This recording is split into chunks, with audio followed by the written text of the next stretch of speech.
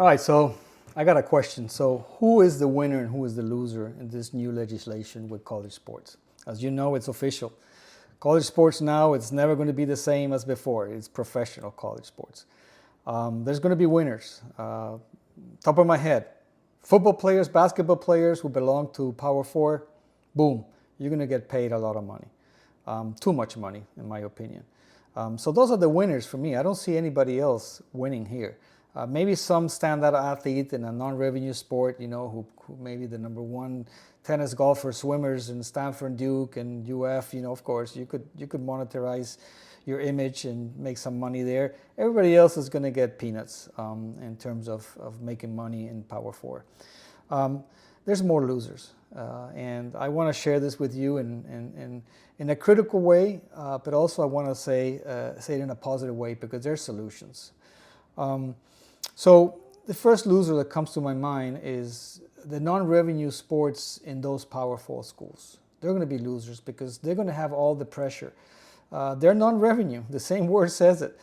They're not making any money, so the university needs to have enough money to keep football and basketball going.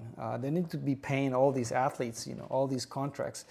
So where is that money going to come from? Well, if they don't get enough money from the TV rights and sponsorship, well, they're going to have to scrub money from the other sports. Maybe you're going to limit the number of scholarships, where now there's no limits. You could offer one scholarship, you could offer 10.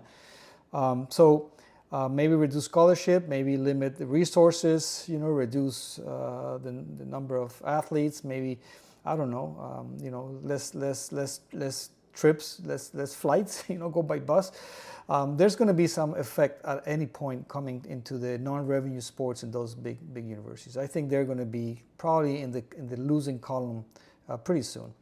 Who else is losers? Well, okay, so Power Four, we're talking about 67 teams. That is just 4 conferences with 67 teams. You know how many non-Power Four conferences are there? 27. 297 universities are not part of a Power Four. Okay, so I'm making myself a point. From now on, I'm not calling Power Four Power anymore. I'm going to call it Professional Four. Okay, there are a minor league professional platform now. Okay, so Professional Four. Okay, that's the new name for me. In my 27 other conferences, I'm going to call them the I-27. So it's Integrity 27. This is something I came up because we are all about integrity. College sports is integrity. You're going to college and you're getting a scholarship to get an education, to develop as a person, and to have the honor to represent your university. Where's that going? When I see a quarterback in one of these big bowl games not sitting out because he doesn't want to get injured because he's going to the draft, what happened with integrity? What happened with everything you got from that university? Has gone away because of money. Okay, so integrity is where I think we need to fight for. And that's where those 27 conferences, 297 teams, hopefully many, if not most, are not going to join starting up. They have until June 15 to decide if they're going to join the legislation. So I'm hoping most of them won't join. And we could keep those teams under the same philosophy of college sports. Now, I'm not against NIL. I think NIL is great. I think every student athlete should have the option to market themselves and get them paid for it. So let's promote that. I'm not against, distributing some type of compensation. Okay, and I think it doesn't have to be 20.5 million as a max. Or 20% of the revenue. So you either go big or you don't go. So I think there has to be a middle point. All right, so my I-27 is where I have faith because they could be the losers here. Obviously, they're going to have a tough time recruiting the top athletes who are going to go for the money. It's normal. Those I-27 mid-major universities are going to suffer if they don't join in that sense. The transfer portal. That's another loser. What happened with the transfer portal? In what moment did we make unlimited transfer a rule? Before we had the one-time exemption. You transfer once because, yes, if you don't get along with the coach and you don't like the university, you should be allowed to transfer and compete at your next team. But if you want to transfer a second time, you got to sit out a year. That made total sense. It's respectful for the coach who's been working so hard to recruit you, spending hours and hours trying to convince you to go to university. And then once you're there, he's working so hard, or she's working very hard in training you, putting all the passion and helping you when you need some help. And boom, next thing you know, you're in the transfer portal and you're gone.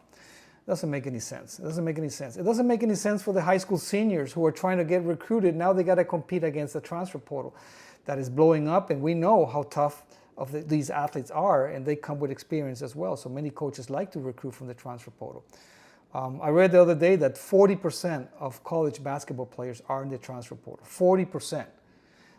That is a staggering number. That doesn't make any sense. So I don't know what happened there.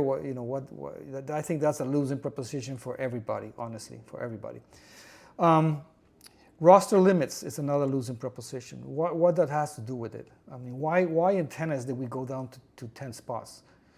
So if I'm a walk-on and I want to pay my way, now I'm probably going to get cut. And we have seen already cases of kids who are getting cut just because the coach could only keep 10 players. So roster limits, I don't know what part it played in it. I am assuming it has to do with cost. Universities need to limit the number of athletes so they could have enough money, again, to pay football and basketball, which for me has really changed this whole college sports platform. So listen, I think there's more losers than winners in all this, to be honest. I think the NCAA did not think this over real well. I think they should have gone, taken small steps, go from A to B to C to D, not go from A to Y or to Z, in one shot, and try to take us to the direction we want to go. But, it's just a big jump.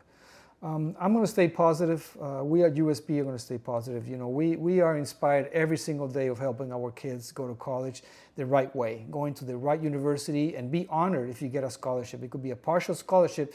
Well, you should be honored to represent the university because you're getting partially or fully paid for your tuition and everything else. And that's the philosophy of college sports. So I'm going to stay very positive. I'm going to continue to research and read and try to give my input. Hopefully somebody listens, and hopefully these 27 conferences and these 297 athletic directors have a stance and find a way to get together. When you have the majority, you can't lose. So stick together and let's continue promoting college sports how it's supposed to be. All right? Thank you so much.